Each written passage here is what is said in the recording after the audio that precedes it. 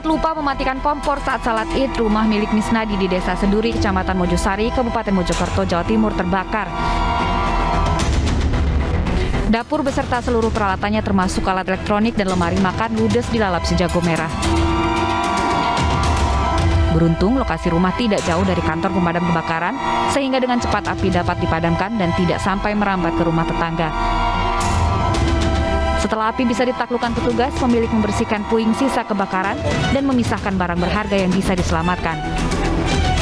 Kebakaran ini menjadi duka bagi keluarga Misnadi di hari raya. Nyalakan kompor. Terus mau dibuat lebaran. Nah itu ngodok banyu. Terus Iya. tinggal sholat Id. Tinggal sholat Id. Terus Akhirnya itu langsung airnya habis, langsung terbakar. Iya. Itu bagian mana yang terbakar, Pak? Ya, muncrat itu bunyinya itu. Kan airnya kan habis. Terus di situ ada kulkas, ada freezer, terus ada almari. Di dalam rumah nanti kosong atau gimana, Pak? Apa? Dalam rumah nanti kosong atau gimana kondisinya? Kosong, tidak ada orang belas. Tinggal Sholat Id. Akibat kebakaran, pemilik rumah rugi hingga puluhan juta rupiah. Mereka tidak bisa merayakan Lebaran karena kondisi rumah terbakar.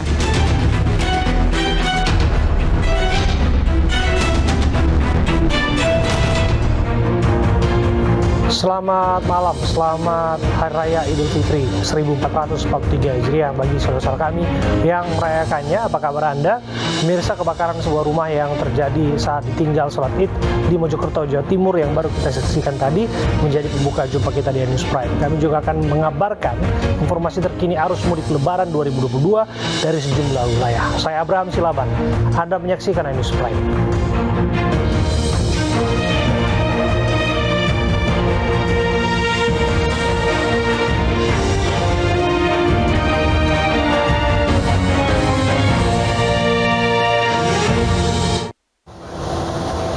Pemirsa, ratusan kios di Pasar Girian, Kota Bitung, Sulawesi Utara, ludes dilalap si jago merah Senin pagi. Sejumlah pedagang menangis menyaksikan kiosnya hangus terbakar.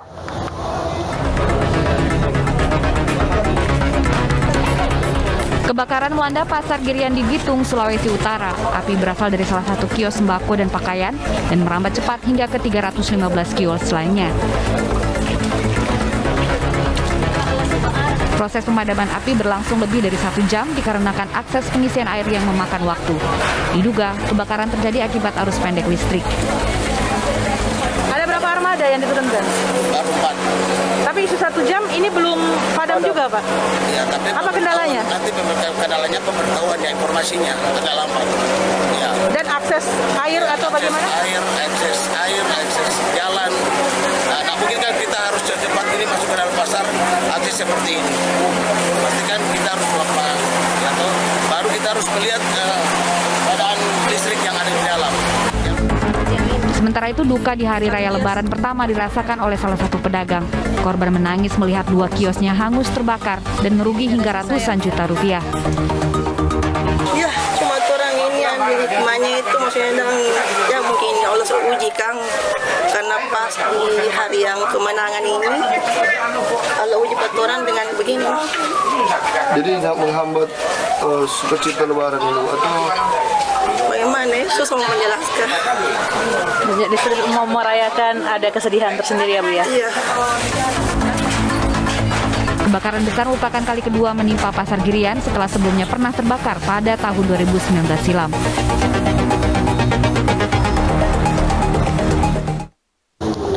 Kebakaran juga melanda Pasar Kemiri Muka, Depok, Jawa Barat. Kebakaran terjadi pada pukul 18.30 waktu Indonesia Barat tadi.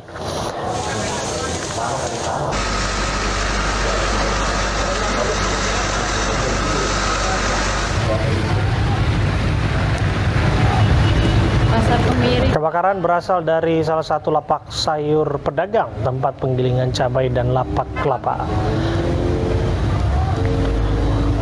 5 unit mobil pemadam kebakaran dikerahkan untuk memadamkan api.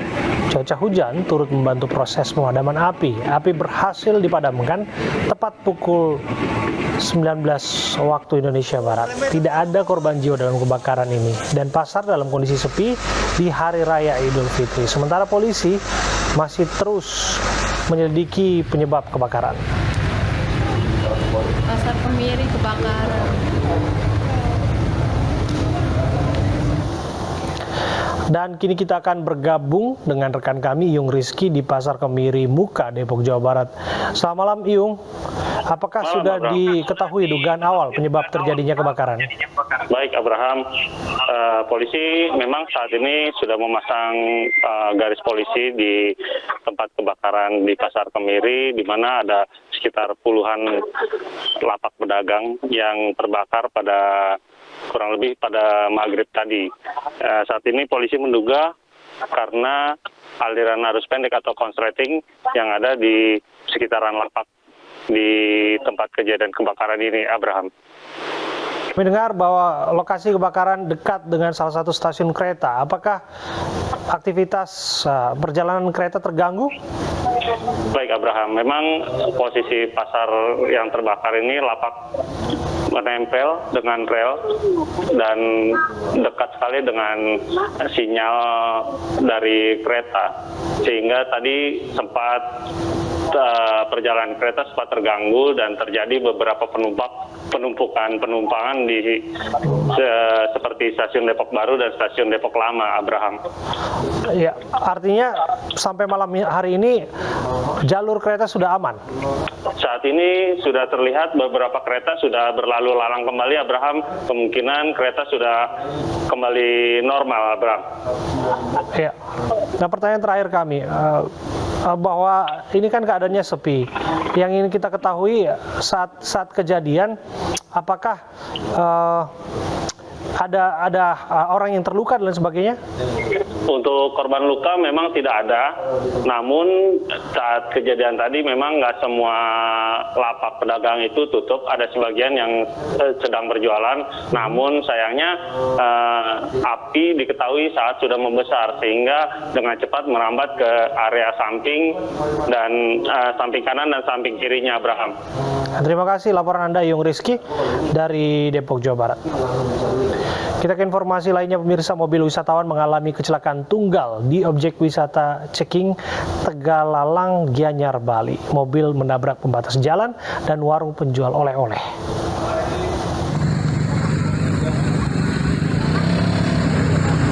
Inilah kondisi sebuah mobil wisatawan yang mengalami kecelakaan tunggal di kawasan wisata Ceking, Tegalalang, Gianyar, Bali, Senin sore. Mobil yang membawa sejumlah sepeda ini tiba-tiba menabrak pembatas jalan hingga jatuh dan menimpa sebuah warung oleh-oleh. Akibatnya sebagian bangunan dan barang dagangan hancur. Beruntung pemilik warung selamat karena sempat menghindar sebelum ditabrak mobil. Tiba ada orang teriak di atas, langsung saya lari. Ibu sempat tertimpa sepeda gitu? Enggak, cuma kan orang-orang itu bersorak-sorak. Pengemudi mobil masih dirawat di puskesmas karena mengalami luka-luka, sementara 2 penumpangnya selamat.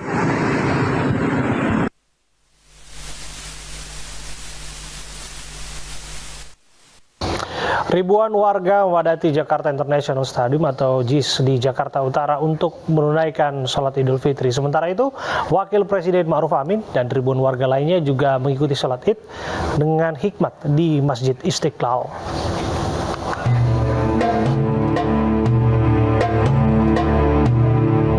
Ribuan warga memadati Jakarta International Stadium atau JIS di Jakarta Utara untuk menunaikan sholat Id pada Senin pagi. Dengan membawa alat sholat pribadi, warga berbondong-bondong datang bersama keluarga dan kerabat sejak pukul 6 pagi.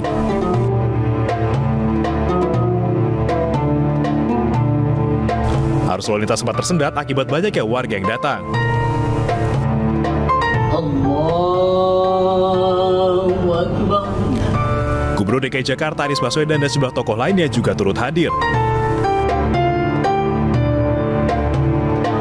Sholat Id berjalan tertib dan khusyuk di tengah euforia umat muslim yang bisa kembali sholat Id dengan pelonggaran protokol kesehatan.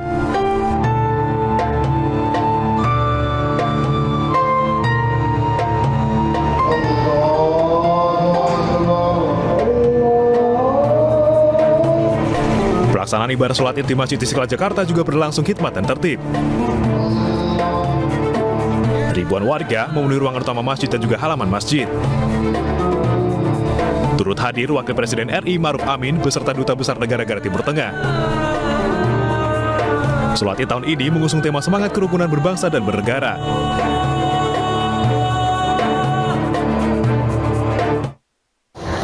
Sementara itu, Presiden Joko Widodo menunaikan sholat Id di Gedung Agung Yogyakarta bersama keluarga dan warga setempat. Presiden mengingatkan masyarakat untuk tetap menjaga protokol kesehatan selama silaturahmi Lebaran.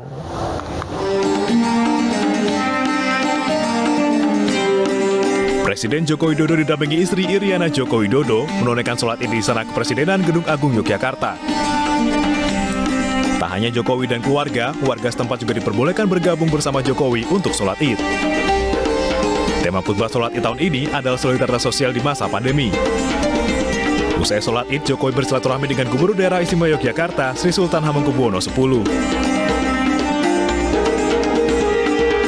Karena saya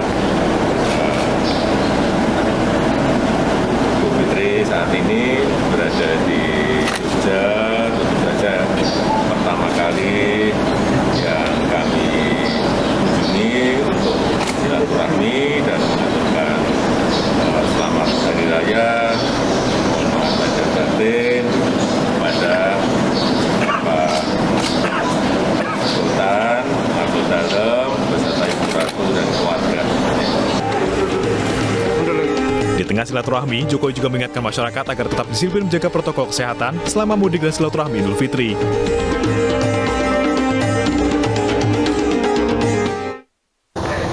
Menteri Pertahanan Prabowo Subianto bersilaturahmi dengan Presiden Joko Widodo di Istana Keraton Yogyakarta di hari pertama Idul Fitri. Dalam kunjungannya, Prabowo datang bersilaturahmi dengan anaknya Didit Hedi Prasetyo.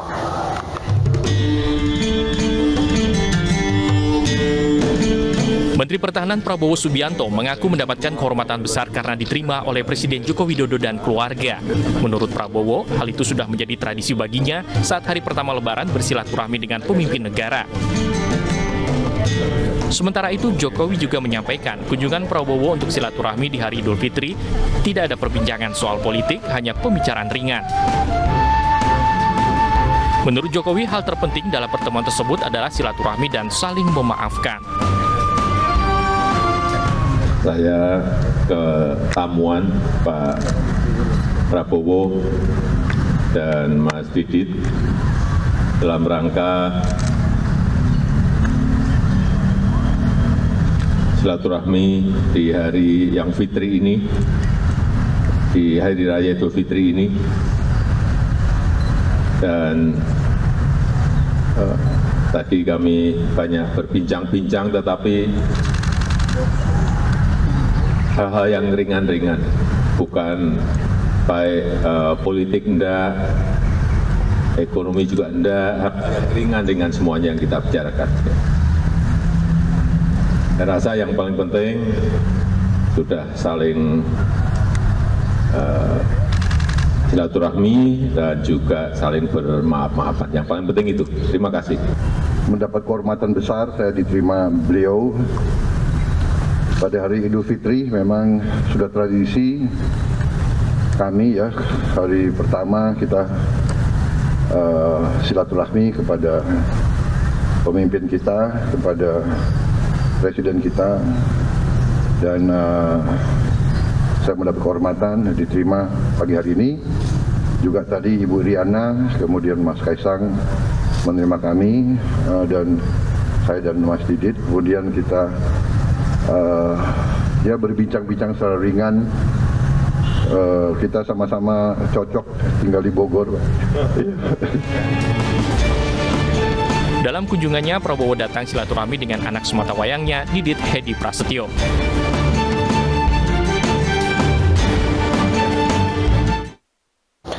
Lebih dari 130.000 narapidana di Indonesia mendapat remisi di Hari Raya Idul Fitri. Remisi atau pengurangan masa tahanan merupakan apresiasi atas perubahan perilaku napi selama dibina di dalam lapas.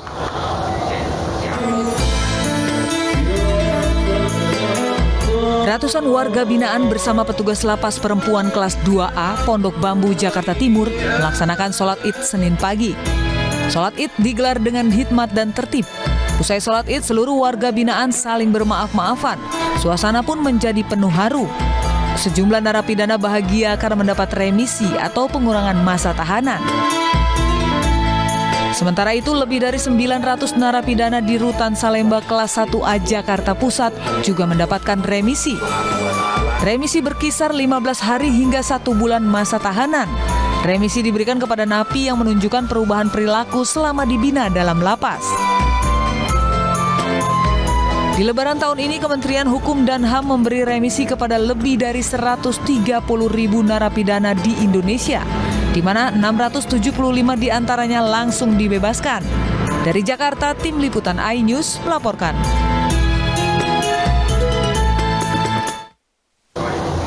Seorang pria mengamuk saat hendak ditangkap karena menganiaya dan membunuh seorang warga. Berikut informasinya dalam berita pilihan yang diawali dengan kebakaran belasan rumah di Medan, Sumatera Utara.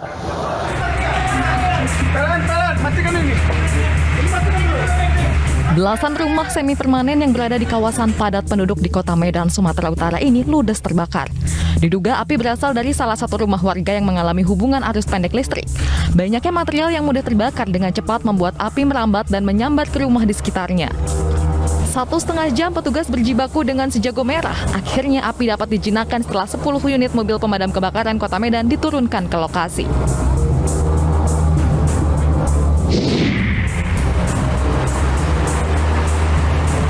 Meski lebih dari 7 juta warga telah meninggalkan ibu kota untuk mudik lebaran, sejumlah titik di Jakarta tetap mengalami kemacetan. Kemacetan didominasi mobil pribadi, diantaranya terlihat di ruas tol Jor, TB Simatupang, Cilandak, Jakarta Selatan. Arus kendaraan yang mengarah ke Lebak Bulus dan Pasar Rebo padat. Kemacetan cukup parah juga terjadi di daerah Cawang, Jakarta Timur. Kendaraan roda 4 hanya bisa melaju dengan kecepatan rata-rata 10 hingga 20 km per jam. Hal ini disebabkan banyaknya masyarakat yang akan melaksanakan mudik lokal ke sanak saudaranya di berbagai wilayah di Jabodetabek.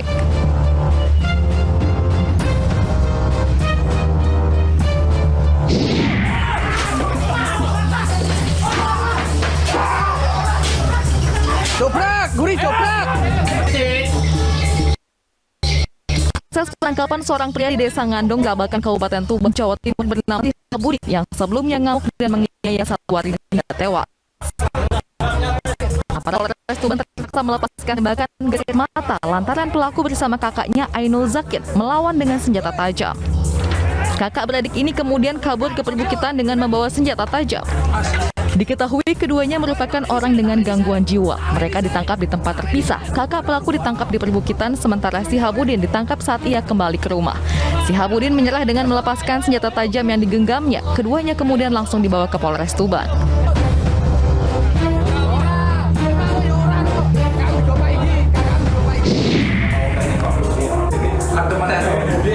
Inilah pria yang diduga membunuh kakaknya sendiri di Batang, Jawa Tengah. Kejadian bermula saat terduga pelaku yang baru pulang mudik pada Sabtu malam menemui korban yang merupakan kakaknya. Saat itu pelaku langsung menusuk korban di bagian dada. Jenazah korban kemudian dibawa ke puskesmas setempat sebelum diautopsi. Usai kejadian, tidak butuh waktu lama polisi menangkap pelaku pada Minggu malam. Motif pembunuhan ini ditenggarai karena pelaku kesal karena korban 3 kali menjual motor pelaku yang merupakan hasil bekerja di Jakarta.